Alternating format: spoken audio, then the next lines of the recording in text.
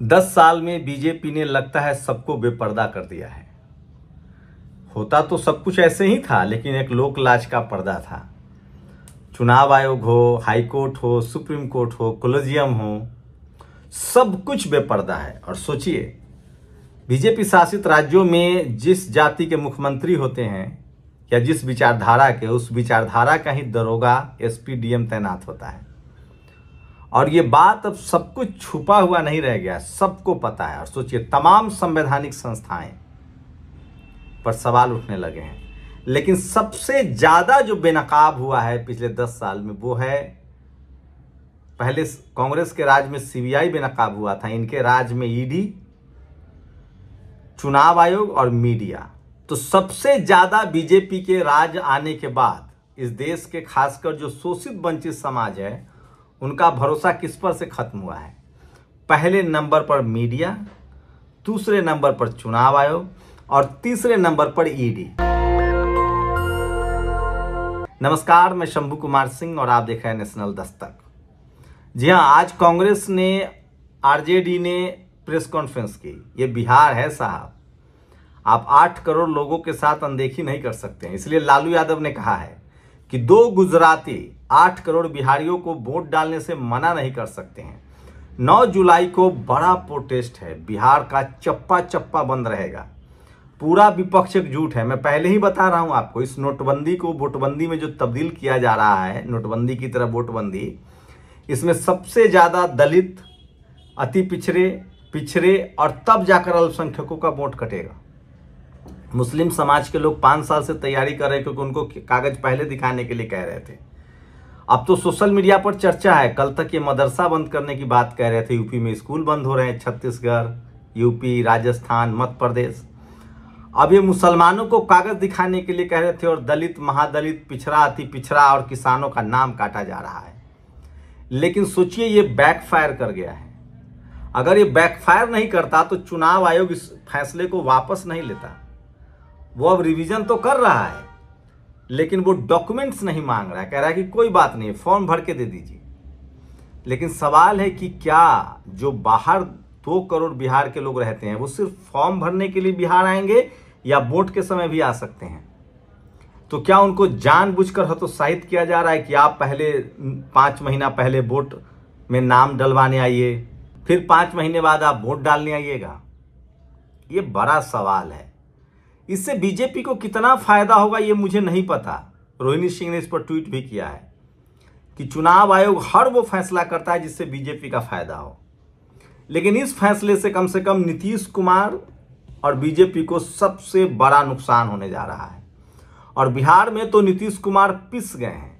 15 साल की जो उनका जो काम था नीतीश कुमार का, इंफ्रास्ट्रक्चर का हो, लोअर बॉडी में उन्होंने जिस तरह से रिजर्वेशन लागू किया, महिलाओं की शिक्षा, उनको पैसा, मैट्रिक, इंटर और ग्रेजुएशन पर आर्थिक मदद की, साइकिल योजना, इन सब पर पानी फिर गया है। क्योंकि उनके आसपास जो लोग हैं, उनका सामाजिक न्याय से कोई लेना देना नहीं है। और सबसे ज़्यादा इस चुनाव में अब नीतीश कुमार को नुकसान होगा। वही क्या, चिराग पासवान को फिर से इसीलिए आगे किया जा रहा है। वो कह रहे हैं कि हम 243 पर लड़ेंगे, मतलब नीतीश कुमार का सुपरा साफ।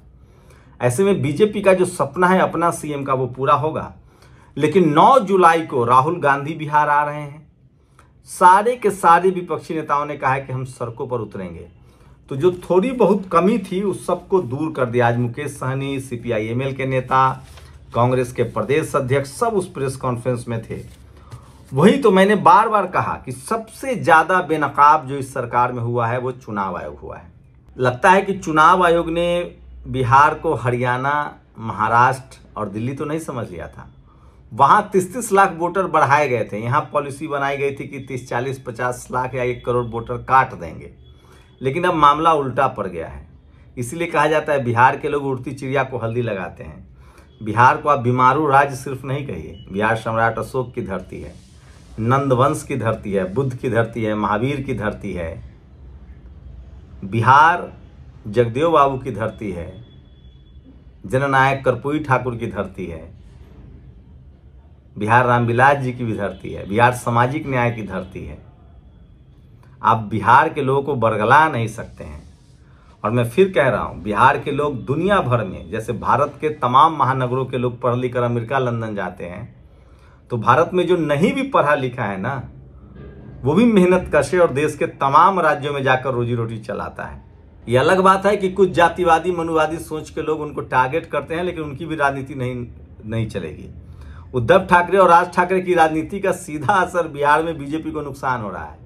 देवेंद्र फडणवीस अगर होशियार बन रहे, उनको लगता है कि वहां पर हिंदी वालों को मार करके आप बिहार यूपी में झारखंड में बच जाएंगे, तो ये गफलत है। बचेंगे तो ये राजस्थान मध्य प्रदेश में भी नहीं। तो ओवरऑल बीजेपी का वो दौर शुरू हो चुका है जो मनमोहन सिंह का शुरू हुआ था। सिर्फ 12 साल हुए। सोचिए, प्रधानमंत्री ने क्या कहा था, 100 स्मार्ट सिटी। अच्छा पूछा है वो खान सर ने, कहा गया 10 साल तो लंबा समय होता है, 100 स्मार्ट सिटी, 2 करोड़ नौकरी।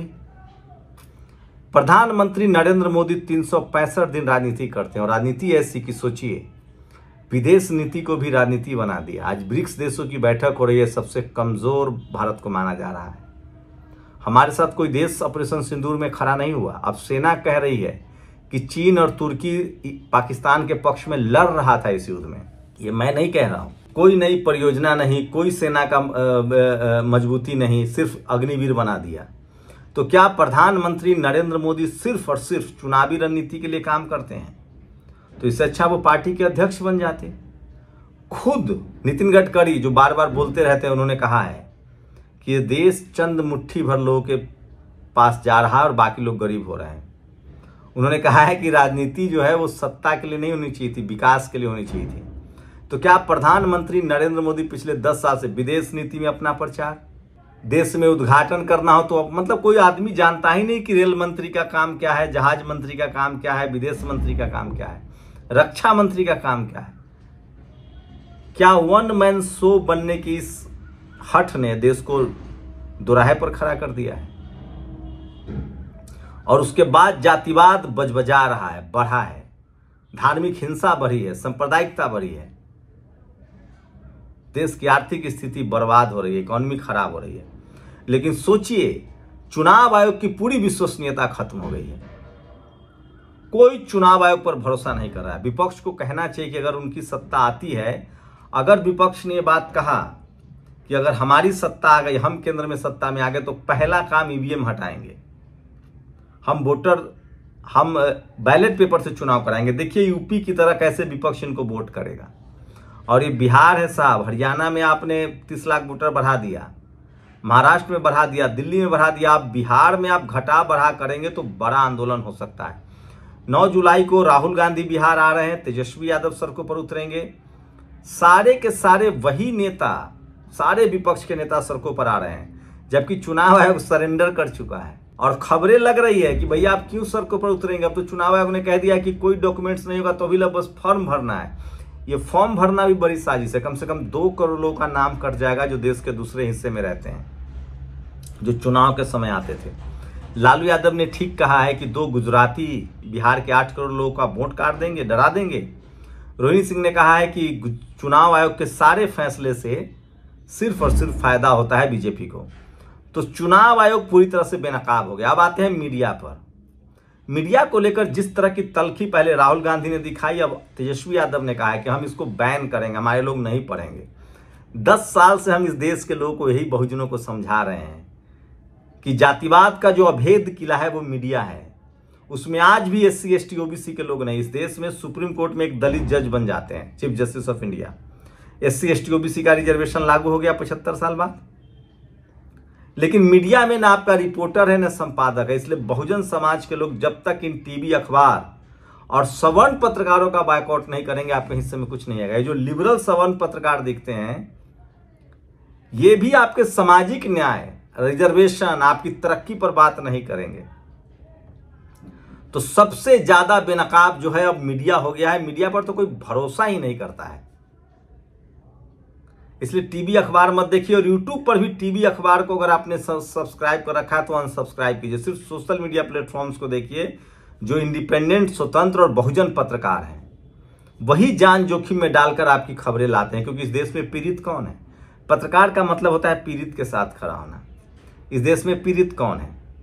40 करोड़ SC ST OBC किसान अल्पसंख्यक है जिनके पास अपना घर नहीं है।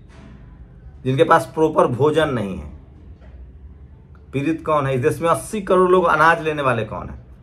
और सबसे बड़ी बात, बिहार में कितना बड़ा बीजेपी को डेंट लगेगा सोचिए। रामभद्राचार्य, धीरेंद्र शास्त्री, जिसके यहां लाइन लगी रहती है एमपी में और दुनिया देश के दूसरे राज्यों में, गांधी मैदान में 1000 से ज्यादा लोग नहीं जीते और एक भी दलित पिछड़ा उस भीड़ में नहीं गया, उस आयोजन में नहीं गया।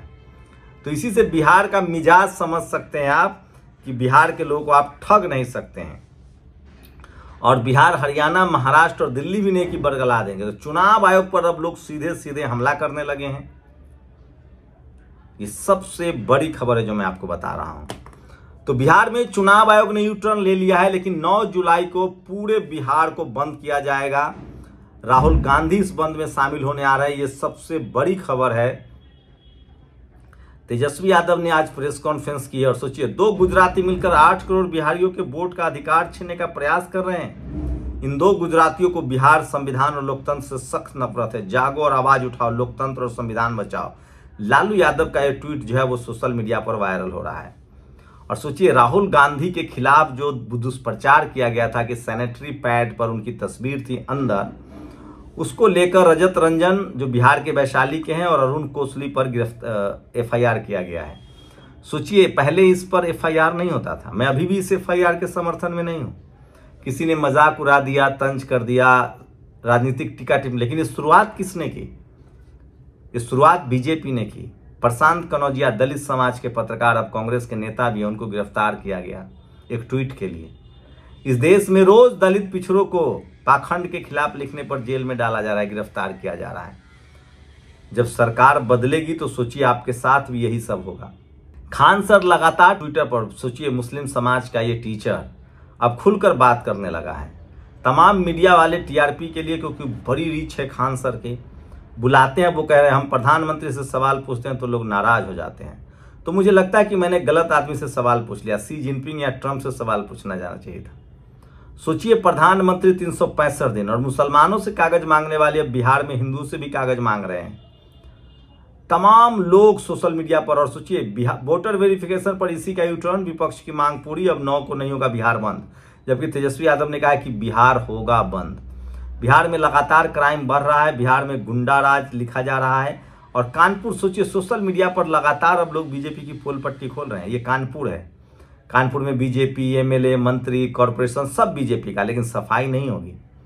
वोटर लिस्ट बनाने की प्रक्रिया के खिलाफ ADR, PUCL और RJD ने सुप्रीम कोर्ट का रास्ता अपनाया है। सैनिटरी वाले पर मामले पर FIR हुआ है। और सोचिए पहलगाम में आतंकी धर्म पूछकर मारे थे, मुंबई में मजदूरों को भाषा पूछकर मारा जा रहा है और पूरे देश में जाति के नाम पर हत्याएं हो रही है। इसको रोकने की जरूरत है। विधायक चैतर वसावा गिरफ्तार, पर क्या आपको पता है किस देश में? तो दलित आदिवासी हैं तो आपके खिलाफ इस तरह की कार्रवाई होगी, सावधान रहिए। देश के 45 विश्वविद्यालय में SC 69, ST 15 और OBC 41 है मात्र, और कुल प्रोफेसर 1005 है। सोचिए तो SC ST OBC के अधिकारों की बात की। और पटना में 7 IPS, 22 DSP, तब भी 5 महीने में 116 हत्या हो चुकी है। तो ये तमाम बड़ी खबरें हैं जो सोशल मीडिया पर वायरल है। और मैं फिर कह रहा हूं कि इस बार बीजेपी बिहार में तो फंस गई है और बिहार ने इस देश में चुनाव आयोग, मीडिया और ED को पूरी तरह से बेनकाब कर दिया है। और शायद ही लोग भरोसा करते हैं। न भरोसा हो तो आप सर्वे करवा कर देख लीजिए।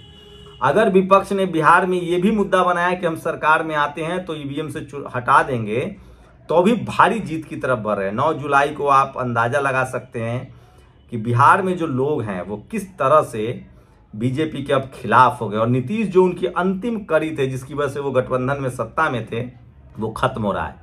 सोचिए गांधी मैदान में धीरेंद्र शास्त्री, रामभद्राचार्य जैसे जो बड़े हिंदू चेहरा हैं जो चुनाव के समय इस्तेमाल किया जा रहा है, उनको देखने कोई नहीं आया।